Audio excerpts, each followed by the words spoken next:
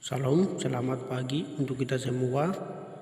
Terima kasih atas waktu yang diberikan kepada kami kelompok 7 yang berjudul Undang-Undang Republik Indonesia Nomor 23 Tahun 2004 tentang penghapusan kekerasan dalam rumah tangga. Terima kasih. Perkenalkan, nama saya Dekan Jumai, NIM 2022 0110 74 014. Bab 1. Ketentuan umum. Dalam undang-undang ini dimaksud dengan kekerasan dalam rumah tangga adalah setiap perbuatan terhadap seorang, terutama perempuan, yang mengakibatkan timbulnya kesenegaran atau penderitaan secara fisik dan seksual, psikologis dan atau penelaratan rumah tangga, termasuk ancaman untuk melakukan perbuatan, pelaksanaan dan perampasan, kemerdekaan secara melawan hukum dan rumah tangga.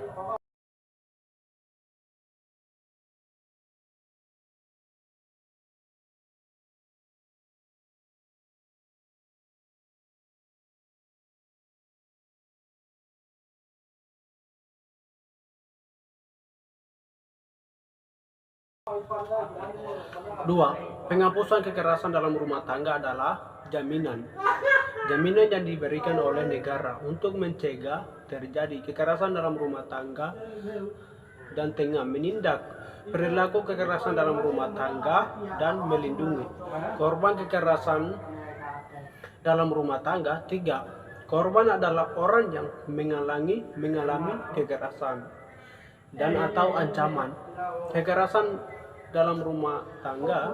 4. Melindungi adalah segala upaya dan ditunjukkan untuk memberikan rasa aman kepada korban untuk melakukan lebih pihak keluarga, advokat, lembaga sosial, kepolisian, kesejahteraan, pengadilan, atau pihak lainnya, baik di sementara meliputi mendasarkan dan penetapan pengadilan. 5. Perlindungan sementara adalah perlindungan yang berlangsung berikan oleh kepolisian dan atau lembaga sosial atau pihak lainnya sebelum melakukan ketetapan perintah perlindungan pengadilan. 6. Perintah perlindungan adalah penetapan yang dilakukan oleh pengadilan untuk memberikan perlindungan kepada korban. 7. Materi adalah materi yang lingkup tugas dan bertanggung jawab di bidang pemberdayaan perempuan. Pasal 2 ayat 1. Lingkup rumah tangga dalam rumah undang-undang ini meliputi A. Suami, istri, dan anak. B. Orang-orang yang mempunyai hubungan keluarga dengan orang yang sebagai mana dimaksud pada huruf A, karena hubungan darah, perkawinan, dan persusunan, penghapusan dan perwakilan yang ketetapan dalam rumah tangga, dan atau C. Orang yang bekerja membantu rumah tangga dan ketetapan dalam rumah tangga tersebut. C. Orang yang bekerja membantu rumah tangga dan penetapan dalam rumah tangga tersebut. B. Orang yang bekerja sebagaimana dimaksud pada huruf C di padan sebagai anggota keluarga dalam jangka waktu selama berada di rumah tangga dan bersangkutan. Bab 2. Asas dan tujuan. Pasal 3. Penghapusan kekerasan dalam rumah tangga dilaksanakan berdasarkan asas A. Menghormatkan hak asasi manusia. B. Pengadilan dan kesejahteraan gender. C. Non-diskriminasi. Dan D. Perlindungan korban. Pasal 4. Penghapusan kekerasan dalam rumah tangga bertujuan A. Mencegah segala bentuk dan kekerasan dalam rumah tangga. B. Melindungi korban kekerasan dalam rumah tangga. C. Menindak perilaku kekerasan dalam rumah tangga. Dan D. memelihara keutuhan rumah tangga dan dominasi dan kesejahteraan. Terima kasih. Bab 2 Asas dan Tujuan. Pasal 3 Penghapusan kekerasan dalam rumah tangga dilaksanakan berdasarkan asas: A. Penghormatan hak asasi manusia, B. Keadilan dan kesetaraan gender, C. Non-diskriminasi, dan D. Perlindungan korban. Pasal 4 Penghapusan kekerasan dalam rumah tangga bertujuan: A. Mencegah segala bentuk kekerasan dalam rumah tangga, B. Melindungi korban kekerasan dalam rumah tangga, C. Menindak pelaku kekerasan dalam rumah tangga, dan D. Memelihara keutuhan rumah tangga yang harmonis dan sejahtera. Bab 3 Larangan kekerasan dalam rumah tangga. Pasal 5 Setiap orang dilarang melakukan kekerasan dalam rumah tangga terhadap orang lain, lingkup rumah tangganya, dengan cara: A. Kekerasan fisik, B. Kekerasan psikis, C. Kekerasan seksual, atau D. Penelantaran rumah tangga. Pasal 6 Kekerasan fisik sebagaimana dimaksud dalam pasal 5 huruf A adalah perbuatan yang mengakibatkan rasa sakit, jatuh sakit, atau luka berat. Pasal 7 Kekerasan psikis sebagaimana dimaksud dalam pasal 5 huruf B adalah perbuatan yang mengakibatkan ketakutan, hilangnya rasa percaya diri, hilangnya kemampuan untuk bertindak, rasa tidak berdaya, atau penderita psikis berat pada seseorang. Pasal 8 Kekerasan seksual sebagaimana dimaksud dalam pasal 5 huruf C meliputi: A. Pemaksaan hubungan seksual yang dilakukan terhadap orang yang menetap dalam lingkup rumah tangga tersebut, B. Pemaksaan hubungan seksual terhadap salah seorang dalam lingkup rumah tangganya dengan orang lain untuk tujuan komersial atau tujuan tertentu. Pasal 9 Setiap orang dilarang menelantarkan orang dalam lingkup rumah tangganya, padahal menurut hukum yang berlaku baginya atau karena persetujuan atau perjanjian ia wajib memberikan kehidupan, perawatan, atau pemeliharaan kepada orang tersebut.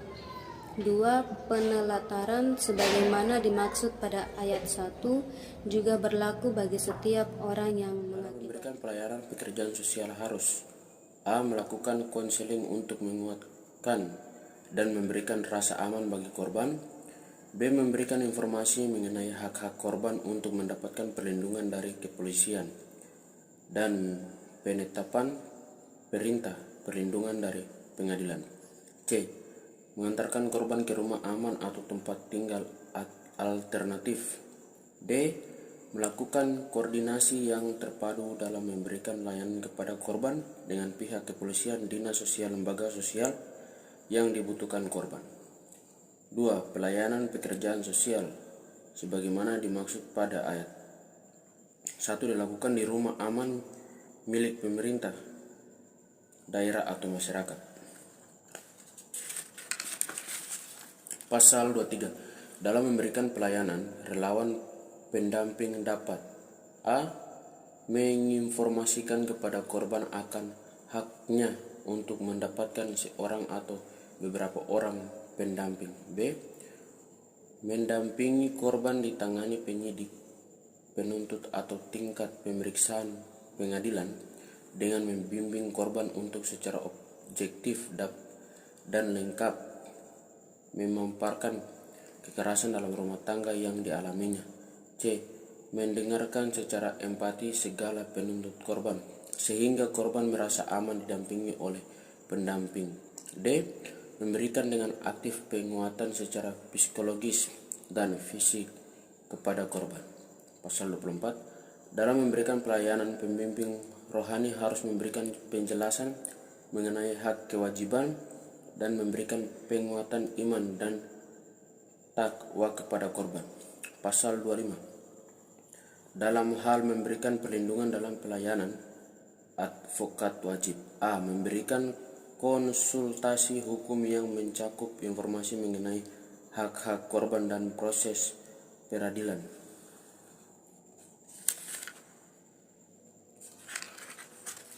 B.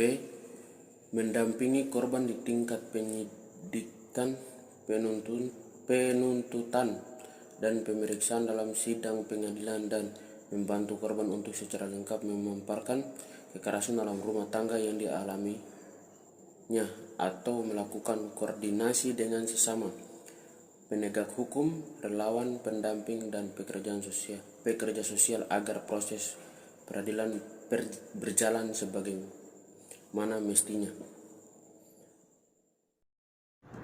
Baik, terima kasih atas waktu dan kesempatan yang diberikan kepada saya. Sebelum saya lanjut ke materi, saya akan perkenalkan diri. Perkenalkan, nama saya Uti Samuddin.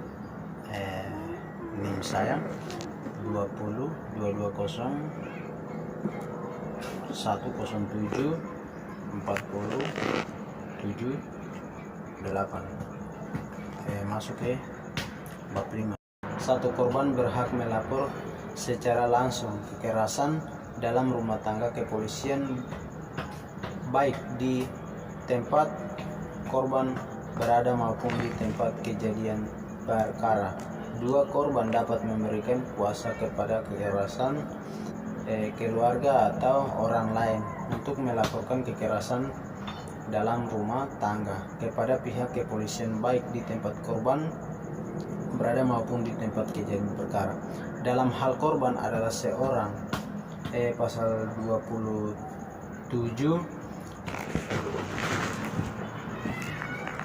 Dalam hal korban adalah seorang anak, laporan dapat dilakukan oleh orang tua, wali, pengasuh, atau anaknya bersangkutan yang dilaksanakan sesuai dengan ketentuan peraturan perundang-undang yang berlaku. Pasal 28. Ketua pengadilan dalam tenggang waktu 7 hari sejak diterima permohonan wajib mengeluarkan surat penetapan yang berisi perintah perlindungan bagi korban di anggota keluarga, kecuali ada alasan yang patut. Pasal 29. Untuk memperoleh perintah perlindungan dapat diajukan oleh A. Korban atau keluarga korban, B. teman korban, C. kepolisian, D. relawan pendamping, atau E. membimbing rohani. Pasal 30. 1. Permohonan perintah perlindungan disampaikan dalam bentuk lisan atau tulisan. 2. Dalam permohonan diajukan secara lisan, panitera pengadilan negeri setempat wajib mencatat permohonan tersebut. 3. Dalam hal permohonan perintah perlindungan diajukan oleh keluarga, teman korban, kepolisian, relawan pendamping, atau pembimbing rohani, maka korban harus memberikan persetujuan. 4. Dalam keadaan tertentu permohonan dapat diajukan tanpa persetujuan korban. Pasal 31. 1. Atas permohonan korban atau kuasanya pengadilan dapat mempertimbangkan untuk A. menetapkan suatu kondisi khusus, B. mengubah atau membatalkan suatu kondisi khusus dari perintah perlindungan. 2. Pertimbangan sebagaimana dimaksud pada ayat 1 dapat diajukan bersama-sama dengan proses pengajuan perkara kekerasan dalam rumah tangga. Pasal 32. 1. Perintah perlindungan dapat diberikan dalam waktu paling lama 1 tahun. 2. Perintah perlindungan dalam perpanjang atas penetapan pengadilan. 3. Permohonan perpanjang perintah perlindungan diajukan 7 hari sebelum berakhir masa berlakunya. Pasal 33. 1. Pengadilan dapat menyatakan satu atau lebih di tambahan perintah perlindungan. 2. Dalam pemberian tambahan pemerintah perlindungan, pengadilan wajib mempertimbangkan keterangan dari korban, tenaga kesehatan, pekerja sosial, relawan pendamping. Pasal 34. 1. Berdasarkan pertimbangan bahaya yang mungkin timbul, pengadilan dapat menyatakan satu atau lebih tambahan kondisi dalam perintah perlindungan. 2. Dalam memberikan pemberian tambahan kondisi dalam perintah perlindungan, pengadilan wajib pertimbangkan keterangan dari korban. Pasal 35. 1. Kepolisian dapat menangkap untuk melakukan penahanan tanpa surat perintah terhadap pelaku yang diyakini telah melanggar perintah perlindungan, walaupun pelanggaran tersebut tidak dilakukan di tempat polisi itu bertugas. 2. Penangkapan dan penahanan sebagaimana dimaksud pada ayat 1 wajib berikan surat perintah. Penangkapan dan penahanan setelah 2 kali 24 jam. 3. Penahanan tidak berlaku terhadap penahanan sebagaimana dimaksud pada ayat 1 dan ayat 2. Pasal 36. 1. Untuk memberikan perlindungan pada korban, kepolisian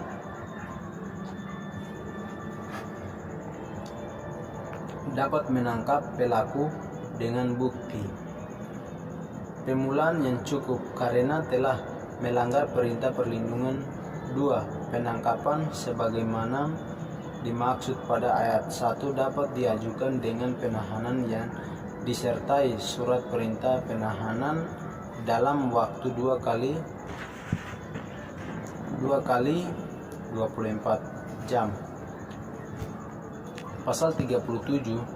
1. Korban kepolisian atau relawan pendamping dapat mengajukan laporan secara tertulis tentang adanya pelanggaran terhadap perintah perlindungan. 2. Dalam pengadilan mendapatkan laporan tertulis sebagaimana dimaksud pada ayat 1. Pelaku perintah menghadap dalam waktu 3 kali 24 jam digunakan melakukan pemeriksaan. 3. Pemeriksaan sebagaimana dimaksud pada ayat 2 dilakukan oleh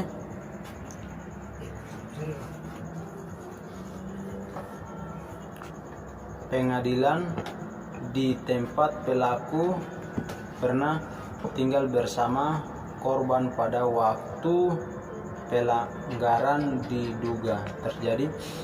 Pasal 38. 1. Apabila pengadilan mengetahui bahwa pelaku telah melanggar perintah perlindungan dan diduga akan melakukan pelanggaran terlebih lanjut, maka pengadilan dapat mewajibkan pelaku untuk membuat pernyataan tertulis yang isinya berupa kesanggupan untuk mematuhi perintah perlindungan. Oke, materi saya sampai di sini. Sekian dan terima kasih. Perkenalkan, nama saya Maria Clara Tamaitindom, NIM 2022 01107402. Materi bab 7 tentang pemulihan korban. Pasal 39. Untuk kepentingan pemulihan korban dapat memperoleh pelayanan dari A. tenaga kesehatan, B. pekerja sosial, C. relawan pendamping dan atau D. pembimbing rohani. Pasal 41. Tenaga kesehatan wajib memeriksa korban sesuai dengan standar profesinya. 2. Dalam hal korban memerlukan perawatan, tenaga kesehatan wajib memulihkan dan merehabilitasi kesehatan korban. Pasal 41. Pekerja sosial, relawan pendamping dan atau pembimbing rohani wajib memberikan pelayanan kepada korban dalam bentuk pemberian konseling untuk menguatkan dan atau memberikan rasa aman bagi korban. Pasal 42. Dalam rangka pemulihan terhadap korban, tenaga kesehatan, pekerja sosial, relawan pendamping dan atau pembimbing rohani dapat melakukan kerjasama. Pasal 43. Ketentuan lebih lanjut mengenai penyelenggaraan upaya pemulihan dan kerjasama diatur dengan peraturan pemerintah. 8. Tentang ketentuan pidana. Pasal 44. 1.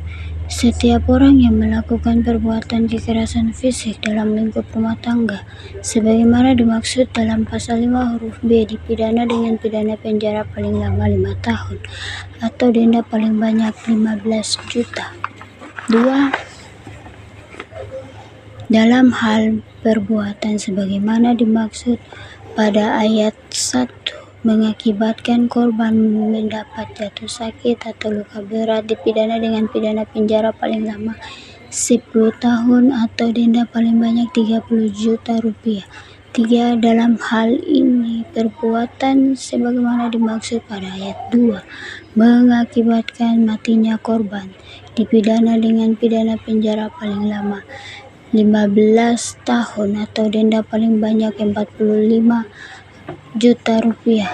4. Dalam hal perbuatan sebagaimana dimaksud pada ayat 1 dilakukan oleh suami terhadap istri atau sebaliknya yang tidak menimbulkan penyakit atau halangan untuk menjalankan pekerjaan, jabatan, atau mata pencaharian atau kegiatan sehari-hari dipidana dengan pidana penjara paling lama 4 bulan atau denda paling banyak 5 juta rupiah. Bab 9 tentang ketentuan lain-lain. Pasal 54. Penyidikan, penutupan, dan pemeriksaan di sidang pengadilan dilaksanakan menurut ketentuan hukum acara pidana yang berlaku, kecuali ditentukan lain dalam undang-undang ini. Pasal 55. Sebagai salah satu alat bukti yang sah, keterangan seorang saksi korban saja sudah cukup untuk membuktikan bahwa terdakwa bersalah apabila disertai dengan suatu alat bukti yang sah lainnya. Bab 10. Ketentuan penutup. Pasal 56. Undang-undang ini mulai berlaku pada tanggal diundangkan agar setiap orang mengetahuinya, memerintahkan pengundangan undang-undang ini dengan menetapkannya dalam Lembaran Negara Republik Indonesia.